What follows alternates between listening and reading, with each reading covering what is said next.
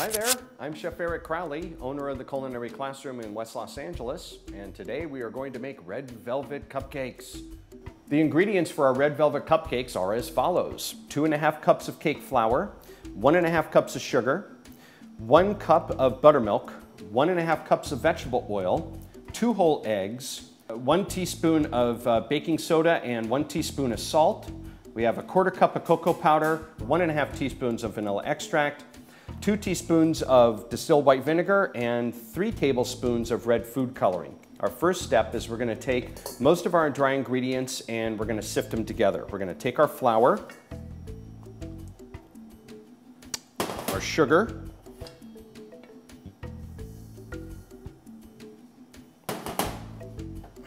baking soda, and our salt. Okay. Sifting is really important when it comes to making cakes for the primary reason that we want to be able to get all the ingredients blended together. Sifting is also going to help work out any lumps, and those are our sifted dry ingredients.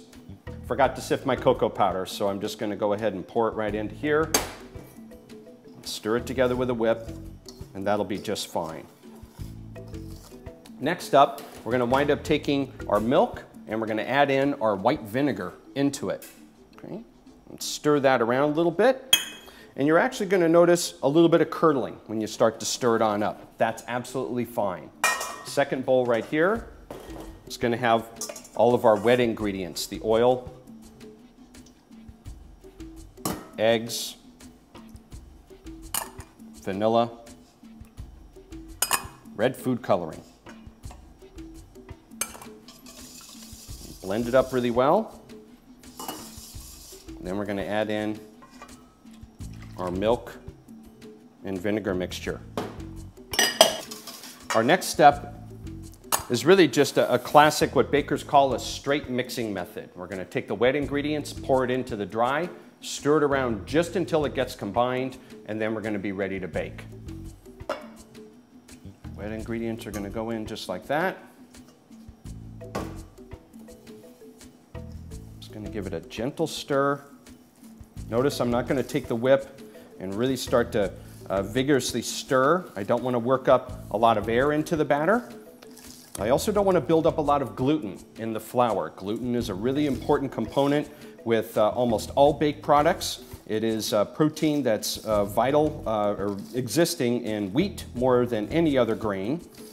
And you start to activate it when you start to get it wet. So here I have just a standard muffin pan that has 12 cups in it. I've got it lined up with 12 cupcake liners. This particular recipe will actually make 2 dozen. What I find works really well to fill them is just a nice little ice cream scoop. You could even use a spoon, or you could use a ladle too. Very common for cupcake recipes. We want to fill up the pan about 2/3 of the way full. I'm going to take a nice little scoopful of batter. Get it into my cupcake pan. You can see with the size of this scoop, I'm just about getting to 2/3 of a cup.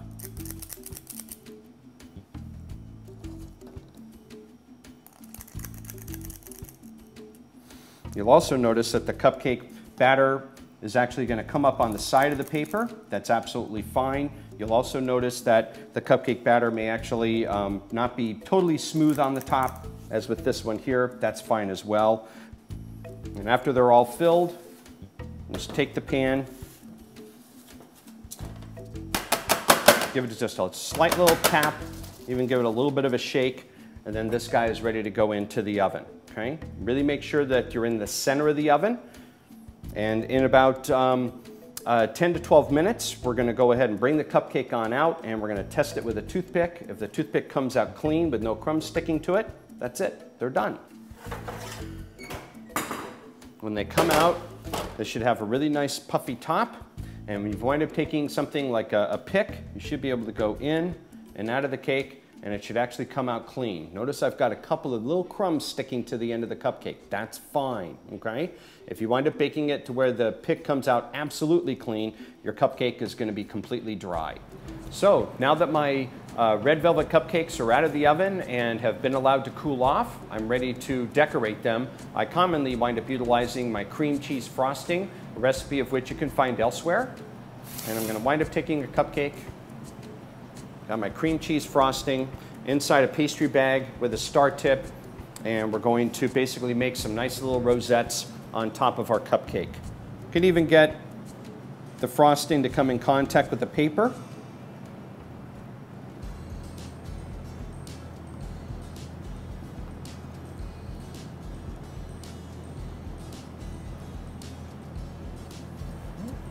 And maybe get one large rosette right in the center.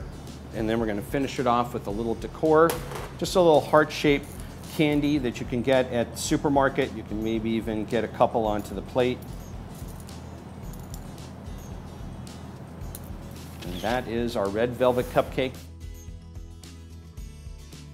Thanks for watching. Be sure to click other links on the site to find other recipes. Also be sure to subscribe so you can see other treats that I'll be baking. If you can't find something that interests you, go ahead and send an email to requests@mahalo.com. See you soon.